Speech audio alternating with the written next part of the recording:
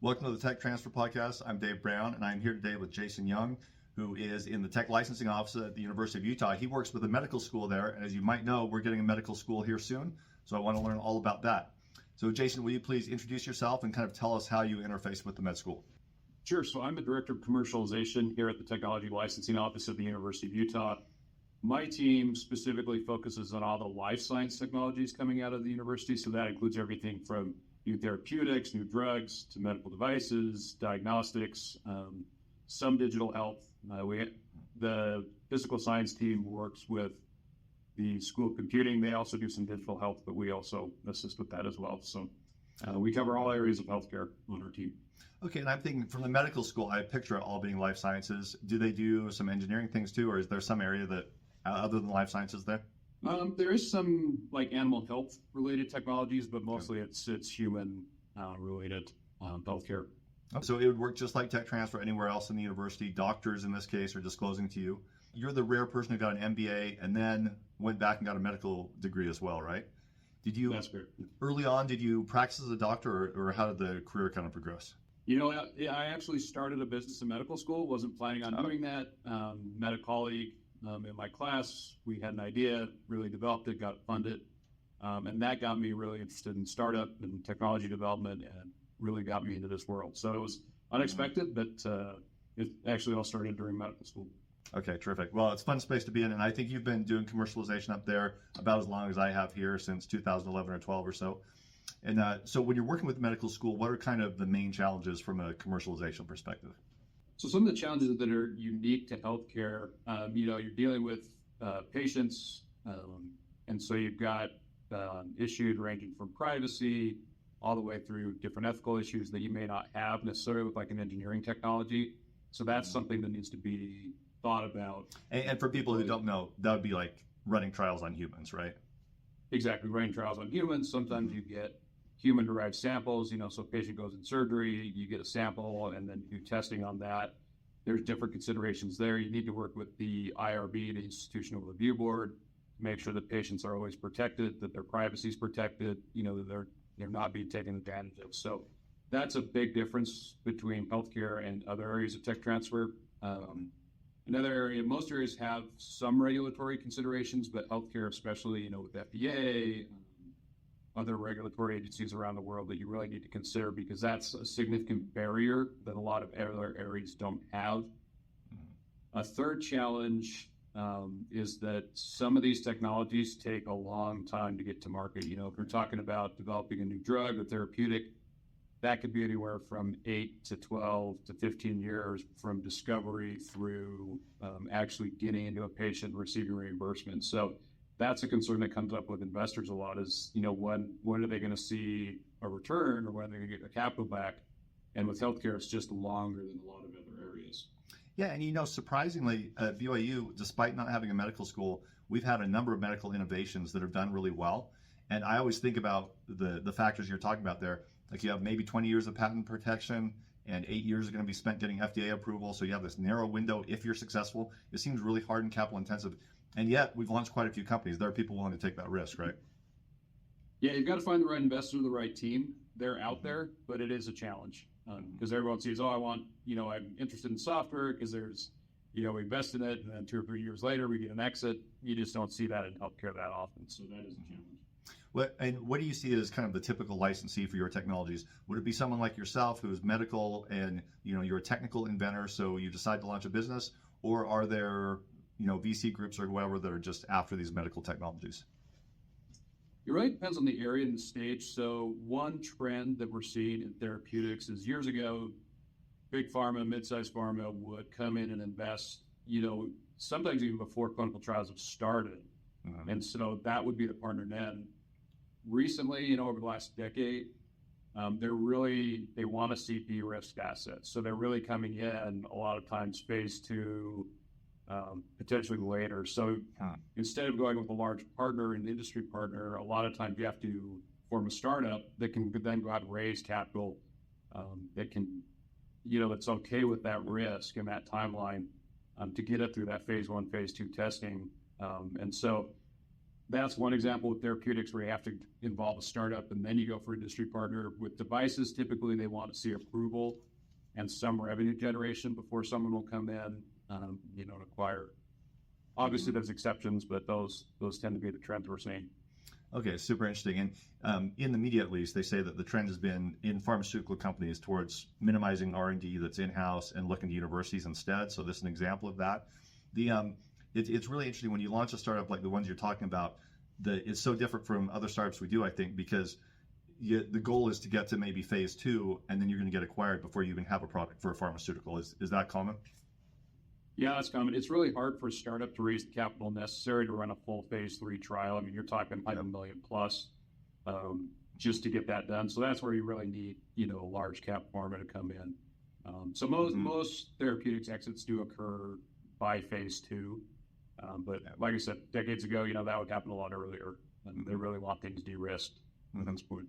And one thing you didn't mention as a challenge, though, maybe it just is easier than I'm thinking, but do doctors automatically think of disclosing technologies to tech transfer, or do you kind of have to, work on the relationship and remind them that this is part of what we do too? No, you have to work on that relationship. You have to have those lines of communication open. They're busy, they're taking care of patients, they're excited about their ideas. Mm-hmm. One of the challenges with academia, and I think this is across all areas, is, you have to publish, get your ideas out there. You want to be the first to talk about your discoveries. And so that tends to be the focus, and worrying about IP, patent filings, making sure that's protected is oftentimes a second thought. So really making sure you have those relationships developed, you have that open communication so that they don't go out and talk about their new discovery or their new results at a conference and then suddenly you've lost IP rights. It's a challenge, but I think it's across all areas of tech transfer. Yeah, and I personally do our software licensing, so there's a little give there. You can proceed with software without patenting, but for these medical technologies, if you don't have a patent, you probably don't have anything, right? Yeah, and it's a little counterintuitive. A lot of people think, if you get a patent, that's going to limit patient access because it's going to be more expensive and all that. But what actually happens if you don't have protection, it's hard to raise investment, at least private investment, because then, if someone spends the time and resources to develop that and get it approved, if someone else could just come in and use that's a significant deterrent. So actually, protection does tend to increase access to patients for these new innovations. Absolutely, and there's an old Liam Neeson movie. I use an example of this sometimes, where at the end he kind of gifts his medical technology to the world. Here, take it. Mm-hmm. But the reality is, getting a drug to market costs like $2 billion in investment, and there are only a handful of companies that can do it, and they're never going to do it unless they can exclude competitors, right? Yep, that's right. So a little counterintuitive, but that's how the industry works. Yep.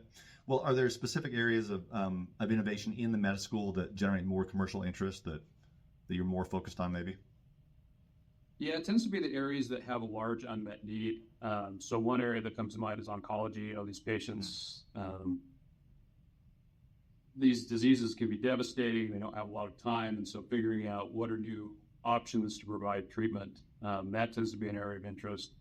Obviously, there's an obesity epidemic, cardiovascular disease epidemic. That tends to be an area of interest just due to the numbers and the need and how many patients have those conditions. So that tends to be an area. Another area of interest that we typically see is technologies that can, like with surgery, can be less invasive. So the patient needs to spend less time in the hospital, which is good for everyone. Then there's less expenses, from a hospital standpoint. The patient gets to go home earlier. Insurance companies, payers, pay less. And so things that can reduce that cost tend to get a lot of interest as well. Okay. So if I'm hearing you right, the first ones you listed, so oncology and cardiac issues, that's tracking the biggest killers of humans, right? So the things that have the largest market size make sense. And then the other ones you're talking about are things that go directly kind of to the bottom line for a business, things that clearly save money for hospitals and hence insurance companies and so on. So that's right. So probably economic drivers. Do you ever feel pressure? So with BYU's med school, the way they've announced it is they've emphasized kind of international humanitarian approaches. Is there a faction in the medical school that wants to work on orphan drugs or kind of more rare conditions? Yeah, you do see that. At Utah, we have a number of groups that focus on those, rare conditions. We have a great, pediatric neurology group that works with, rare neuro diseases. We have some working on, tropical diseases or infectious disease. So we do have that, but I was aware that BYU, that was going to be the focus of the med school. So Yeah, it'll be super interesting. And I know we'll be partnering, they've announced with the University of Utah a lot on things. Should be great. So, and part of it, and we're talking about, a medical school and basically a hospital and commercialization, but bottom line is it's still an educational institution. So do those worlds collide, or there areas where it's hard to balance education and research? Yeah, we talked a little bit about this earlier. In any academic setting, really you want to publish, get your results out there, and get that knowledge out to the world. But if you don't do it in the right order, you don't get your patent applications in, then there's potentially IP rights that are lost, which affects all kinds of things down the road as far as commercialization goes. And so, again, it's really about having those relationships, having that line of communication with researchers, physicians, students, whoever it may be, open, so that when they come up with this new idea, you're aware of it. When they're saying, okay, I'm going to go to this conference, or I want to submit this paper, you can get ahead of that with patent filing to make sure those rights are protected. So really having that relationship, I think, is key. Okay, great. So if we have other academics on campus, like if I looked in engineering or life sciences here, you'd have individual researchers tend to have their line of research that they're pursuing in their career, a logical sequence of journal articles. Do your medical researchers work that way, or are they just kind of responding to cases they work on? How do they decide what to research? I mean, it's a mix. A lot of times, they see something in clinic that they can't explain or that they find interesting, and that triggers, their research or grant applications or whatever it might be.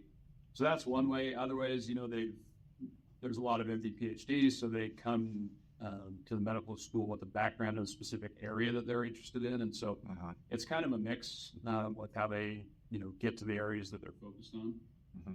And if I think of big hits coming out of University of Utah Medical School, I think I can come up with a few. Like the benzocaine lollipop for tonsils was huge. What do you see as some of the other things that have gone big? So Myriad Genetics, I think they went public probably 20 or 30 years ago, the BRCA breast cancer test. We also have BioFire, which does panels for infectious disease testing. They were acquired probably about a decade ago. But they're going strong. They're developing a lot of new products, a lot of technology coming out of the university. So that was another big win for the University of Utah. Yeah, and if people don't know, a lot of people would say that Myriad Genetics kind of started the life science tech boom in Utah. And where Kelvin Colmore at BYU Utah will say that, among states, I think Utah is either second or third in percent of workforce that is in biotech. So that sounds good. So that has worked out pretty well for us. So how do you approach those outside partnerships with industry or with groups like BYU Utah or whoever?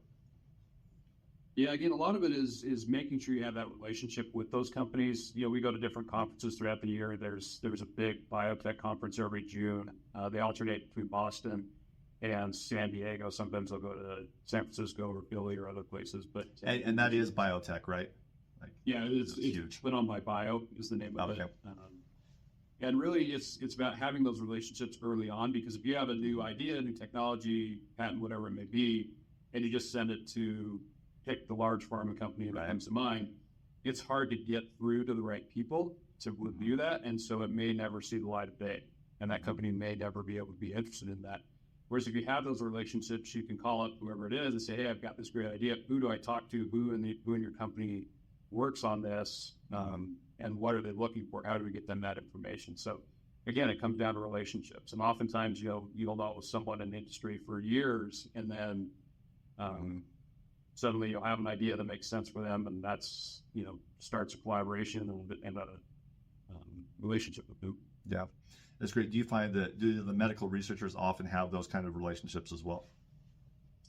A lot of times they do, because they're at the University of Utah, we've got a lot of researchers that are very specialized, very focused on a specific disease and really understanding that.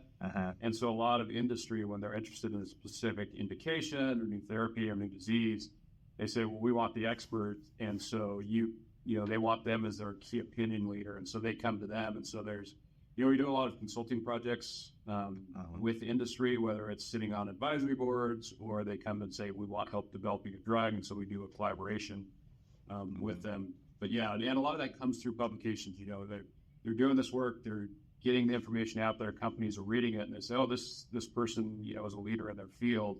Let's work with them. And then they reach out to either the researcher or us, and that really starts that conversation. And when you have outside entities that want to engage with your medical researchers, what's the most common scenario? Is it outside companies sponsoring research to try to solve a specific problem? Is it mostly federal grants? Like who's most interested? So I think a majority of our funding comes through federal grants, and a lot of that is investigator initiated.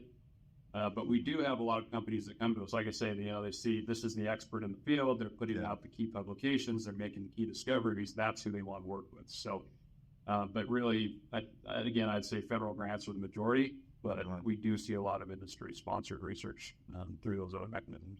And do medical researchers in the med school have basically the same pressure as other professors to generate sponsored research, or is there something different about it? It really depends on the specific role that person has.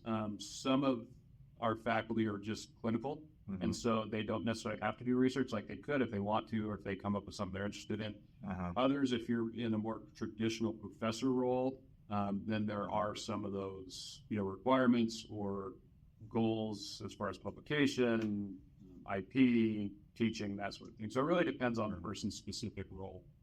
I guess what's different, and I don't know if it'll play out this way for BYU in the short term or not, but where you have an actual hospital there, that's a major business generating revenue, billing insurance companies, whatever they have to do. So is some percentage of that revenue going back into research? How does that affect the operations? I think some of it does go back to the specific departments to support the faculty that are in that specific department. That's not something our office is a part of. That's something the hospital works with the different departments on. But I do think they fund some of that research because they do see there's a benefit in being a leader in these areas. Working on understanding them, working on new ways to treat these diseases. So I think some of that does happen. Yeah, and also when I refer to the hospital or the med school, like that's just the tip of the iceberg a bit at University of Utah. You have a lot of different centers doing things. And so what is Mark Paul's group? Medical Innovation Center, is that? They're part of the university, right? Yes, they are. So they're from the Center for Medical Innovation, CMI.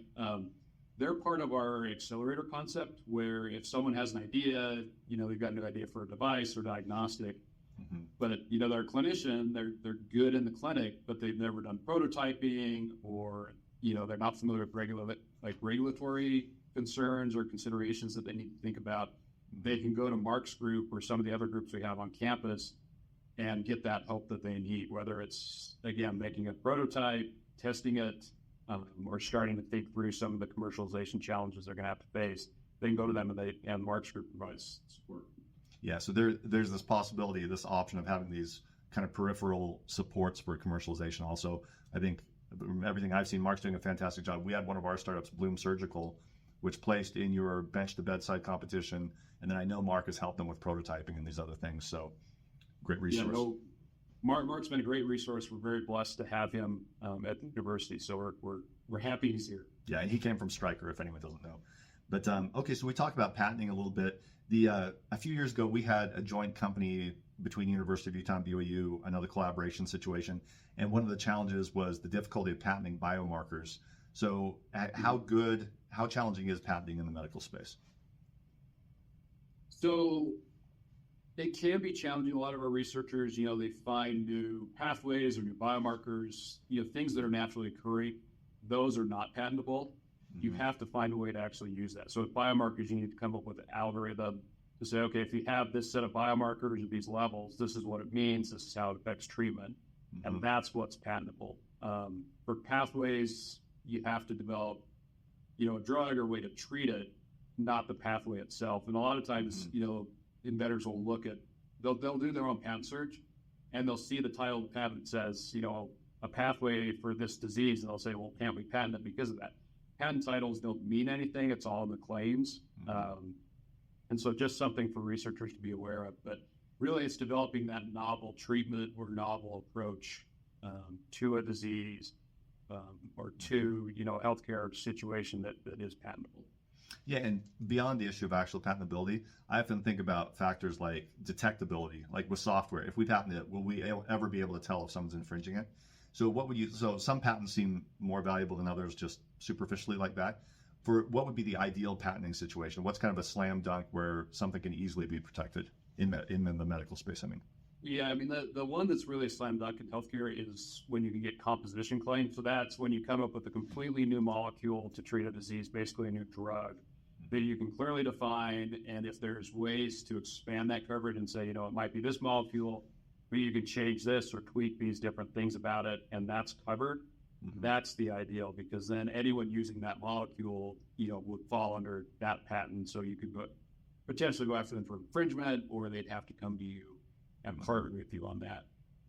The challenging situation, and we do have researchers that do this, is drug repurposing, where a drug's been out there, it's been approved, but there's no IP. It's already in the public domain, people know about it. It's great because it's already, the safety profile, people are manufacturing it, so it's available. And there's a faster path to approval, right? There could be a faster path. There could be a faster path. The problem is in that scenario, you can only get method of use claims, where you say, okay, for this particular drug, treating this disease, this specific indication is covered. The problem is actually going out and enforcing it. You can get the patent, but enforcing it is a challenge, because you'd have to go after every doctor and patient using it in order to enforce that. Now, companies can't go out and say, oh, we've got this new use or new indication. Companies can't do that, and they're pretty good about knowing what they can and can't do when that applies. But as you know, doctors can prescribe things off label, and so that creates a challenge for method of use claims or repurposing. Yeah, so if I'm understanding, so the drug company with the original use, they're not going to be able to come out and say, use it this way because you own the patent to that. But as soon as the doctor figures out, wait, this is the same compound we're using for this other thing, they can potentially prescribe a generic version or something that's far cheaper, right? That's exactly right. And oftentimes, they're doing this research, they're publishing in the journals that doctors are reading, so doctors are aware of it. So, but even if the company's not out there actively marketing it, they're aware of it. And, they want to help patients, and if that's the new treatment, if that provides benefit to the patient, they're going to do that. Yeah, and there are these big financial and IP incentives that kind of drive what happens in the pharmaceutical market and medical market at large. Is there anything that you would change? Is there some incentive that's messed up out there that could be improved, do you think? I mean, that's a whole other conversation. There is. Yeah, that would be a whole other conversation. I mean, healthcare is so complicated. I mean, if you go into the economic theory, the buyer isn't necessarily the patient, it's the insurance company. And so there's different incentives there that need to be aligned. And there's different ideas to do it, and people have tried different things. So there's a lot of improvement that could happen. But with anything, there's good and bad. And so you have to weigh the pros and cons with that. But yeah, that would be all another conversation. Okay. Well, maybe we'll have a follow-up once we have the med school up and going here. So good. So I'm thinking eventually we'll need some people here to work at, do your role with the new medical school here. So what would you see as kind of the ideal person to do tech commercialization with the medical school if we're trying to hire someone? Sure. Yeah, one of the challenges that you see is, someone comes up with a great new idea, new device, whatever it may be. It's actually getting it into the workflow. You don't want to disrupt, the clinic flow, the doctor, going in, seeing the patient or the nurse or whoever it may be, because that creates challenges, it creates costs. Like, there's a lot of inertia in healthcare. And so really understanding how a new technology would fit within the current system is helpful. So someone that has background and some experience on the clinical side, and that could be anyone from a doctor, a nurse, pharmacist, whoever it may be, someone that can help understand that and say, okay, where would this fit? What would need to change? How hard would that be to change? Would be ideal. Also, someone that they don't need to be like a regulatory consultant, but someone that's somewhat familiar with FDA processes, those requirements, so they can look at a technology and say, okay, this is a drug, this is going to take 10 years to get to market. Or this is a device, this is a class 1 device, so it's probably going to get to market relatively quickly, or it's a class 3, so it's going to require significant clinical study to get there. Just being familiar with that, so you can understand, okay, if we invest in this particular patent, what is the timeline for us to either get that licensed or see a return back to the university? So I think those are two key elements. Oh, that's super helpful. What are some of the people, if you're looking for the on-the-ground kind of clinic experience, you could hire a doctor, hire someone who's an actual MD like you are, who else would have that type of experience. I mean, again, like nurses, they're very involved in clinical care. They see a lot of the challenges. They administer a lot of the drugs. They take care of these patients. So nurses, anyone with nursing experience, pharmacists on the drug side would be helpful. And you can kind of outsource that experience. We've got a lot of advisors that we can go to and say, we've got this new idea. We're not an expert in it, but you're an expert in this field. You treat patients with this. Does this solve a problem? Is this something that you could integrate into your practice and would be accepting of? And so you can actually go out and talk, and we do a lot with like the IORE program, if you're familiar with that. Yeah. And that's a way that we really try to help get our researchers out, as a training way to say, this is what you need to go out and get. This is the information. Go out and talk to these end users, stakeholders, whoever it is. And so there's different ways to get that. But as far as bringing someone on your team, I think there's a range of clinical experience that could be useful. Okay, and I should note, we had your IORE team actually down here presenting just a few weeks ago on BYU campus. They were great. And for anyone who doesn't know, IORE is this federal agency program where they will give some grants, but mainly what they're trying to do is take technical researchers who want to be involved in launching companies and kind of march them through a path of learning how to get validation and talk to people on the ground.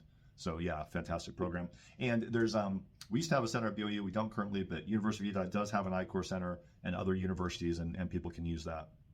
So it's a great program. Yeah, for sure. And the I know we're about out of time, but any other tips? If you were just starting with a brand new medical school, what else would be on your mind? I think the big thing is just starting to develop those relationships with clinicians, with the end users, to really understand, if we're going to start developing health tech, we need to understand how it's going to be applied, who's going to use it. And it really, a lot of times it needs to be disruptive. I mean, you hear that a lot in tech, but if it improves things 10%, healthcare's got so much inertia, it's probably not going to be adopted. It really has to make a significant difference for the patient, for the provider, or on the business side, significantly reduce the cost. So you really have to have those relationships in place so that when you do have an idea come in, you can go to the right person and say, this is what we have, and what do you think? What would you change? What's beneficial? How do we make it better? And so really starting those relationships. And at Utah, it's great because we do, like you said, we do have the healthcare system. So that's kind of built in. But for someone that doesn't, establishing those relationships would be key. Super interesting.